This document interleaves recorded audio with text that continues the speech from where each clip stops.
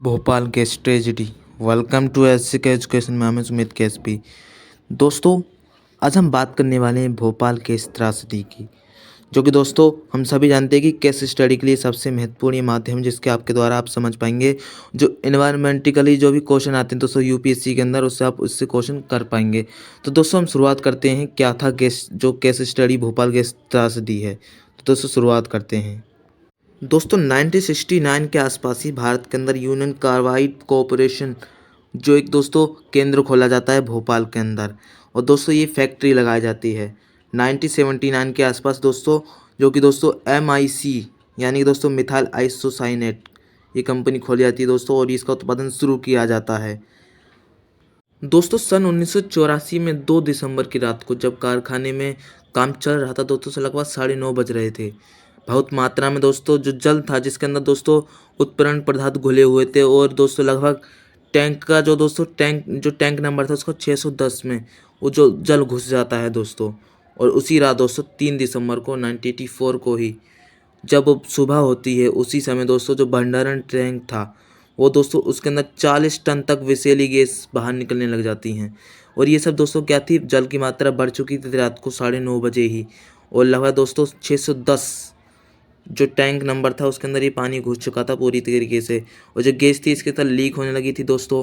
तो दोस्तों क्या होता है कि उससे गैस लीक होने लगती है, विषैली गैस बाहर निकलने लग देती है और शहर में फैल जाती है। नतीजा क्या होता है दोस्तों इसका, एक कि भयंकर अफरा तफरी मच जाती है, तांडव पैदा हो जाता है दोस्तों। रेल की जहाँ से भी रेल आ रही थी दोस्तों, पहले ही दिखाई जाती है कि रोकी जा रेल, और लाल झंडी दिखा के रोकी जाती है, लेकिन दोस्तों उसके अंदर सवारी चढ़ती है, एक दूसरे की मौत ही होने लगती है। तो क्या होता है इसके अंदर कि जब ये गैस जैसी फैलती है, विषैली गैस थी दोस्तों, इसके अंदर क्या होता है दोस्तों कि लगभग 1 घंटे के अंदर ही अंदर 2500 लोग मारे जाते हैं, और दोस्तों 1 लाख लोग दोस्तों बहुत बुरी तरीके से जख्मी होने लग जाते हैं। और इस गैस से दोस्तों शरीर के अंदर छाले पड़ जाती थी, आँख, नाक, गला, फेफड़ा, ये दोस्तों इसके अंदर जलन पैदा होने लग जाती है। तो सांस के द्वारा जो भी दोस्तों PPM गैस थी, जो दवा से दोस्तों खांसी आती थी, इसकी वजह से तो इसकी वजह से क्या होता है दोस्तों, फेफड़े सूज जाते हैं, और दोस्तों रक्तस्राव होने लगता है, और इसी समय मनुष्य की मृत्यु हो जाती है। क्योंकि दोस्तों 3 दिसंबर 1984 को ये चीज़ हो चुकी थी, और दोस्तों जो गैसें थी वो लीक होने लगी थी।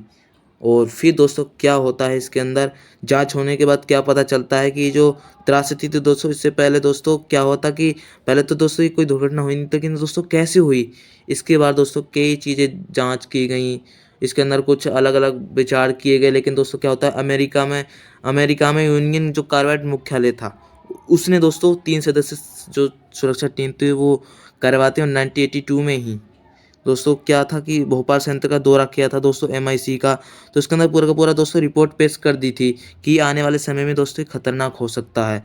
दोस्तों उन्होंने क्या कहा था कि जब अमेरिका ने यूनियन कार्बाइड जो मुख्यालय है ना दोस्तों, उसी समय 1982 में ही पहले ही बोल दिया था कि फैक्ट्री खुल तो रही है, लेकिन ये दोस्तों खतरनाक हो सकती है। क्योंकि दोस्तों इसके अंदर सबसे महत्वपूर्ण हम समझते हैं अब क्या था और क्यों खतरनाक थी।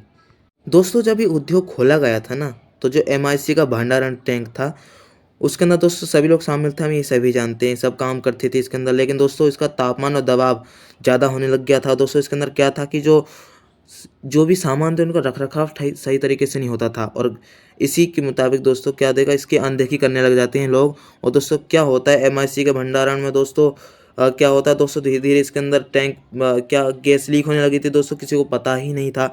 गर्मी बढ़ने लगी थी दोस्तों, आपको पता होगा जब कोई विषैली गैस लगती है तो गर्मी बढ़ने लग जाती है।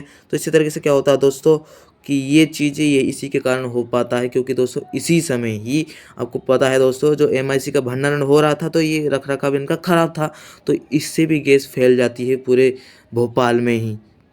जाँच से पता चलता है ना दोस्तों, जो इनका रेफ्रिजरेशन प्लांट था वो कुछ समय के लिए बंद था, क्योंकि दोस्तों जो जल आने के लिए मात्रा थी वो बंद हो चुकी थी, और वो गर्मी वहाँ पे बढ़ चुकी थी, जहाँ पे विषैली गैस निकलने लगी थी, जिसके द्वारा दोस्तों ये घटना हो गई थी दोस्तों। और इसी प्रकार दोस्तों ये रिश्ती गई, और ये MIC गैस दोस्तों उदासीनीकरण की अवस्था में आने लगी। और दोस्तों क्या था इसके अंदर कि इसका ना ही मरम्मत हुई थी, और लोगों ने इस पर ध्यान भी नहीं दिया था। तो इस प्रकार दोस्तों ये लोगों के लिए ज़्यादा खतरनाक हो गई थी।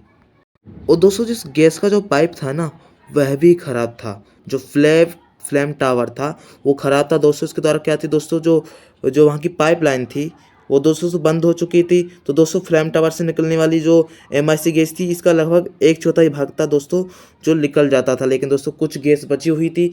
तो ये तो दोस्तों जाहिर था कि आग लगने वाली है और फैक्ट्री के अंदर जो वैसेली गैस है वो दोस्तों लोगों के लिए खतरनाक होगी। तो लोग दोस्तों इसके अंदर क्या होता है दोस्तों कि लोगों के स्वास्थ्य पर बहुत सारा प्रभाव पड़ने लग जाता है दोस्तों। तो दोस्तों जो ICMR है उसकी आंकड़े क्या है, इस प्रकार क्या कहा जाता है कि जो लगभग 22% लोग फेफड़ों से दोस्तों प्रभावित होते हैं। फाइब्रोसिस और मानसिक डिप्रेशन, चिंता, साइक्रोसिस इसके कारण दोस्तों हो जाता है। और 1987 से 1989 तक दोस्तों क्या पता चलता है अध्ययनों से दोस्तों कि जैसे ही ये प्रभाव आया था ना दोस्तों, तो लगभग कि दोस्तों आपदा के समय 5 वर्ष की आयु वाले जो बच्चे रहे थे उनके अंदर दोस्तों क्या था दोस्तों, बुखार आता था, दम घुटने लग जाता, उल्टी आने लग जाती थी, खांसी आने लगती थी। तो दोस्तों इसके अंदर क्या था दोस्तों कि जो ये चीज़ें ठीक नहीं थी, इसके अंदर दोस्तों गंदी गैस थी। तो दोस्तों इसके अंदर जो मानव जनसंख्या थी इसके ऊपर दोस्तों अनर्थकारी प्रभाव पड़ जाता है।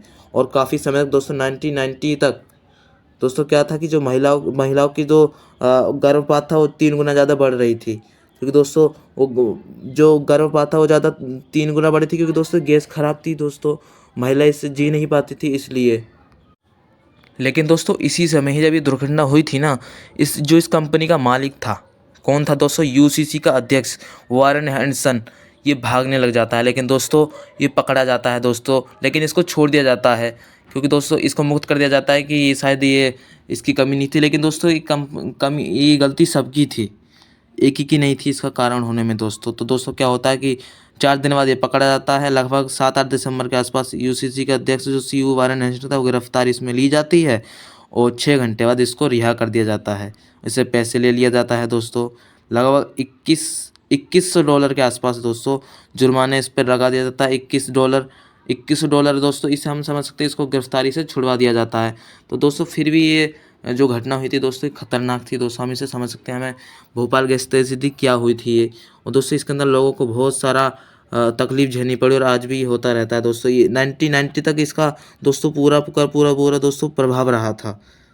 तो इसे हम समझ सकते हैं दोस्तों। तो दोस्तों मिलेंगे दोस्तों नेक्स्ट वीडियो में, इसके लिए धन्यवाद। जय हिंद, जय भारत।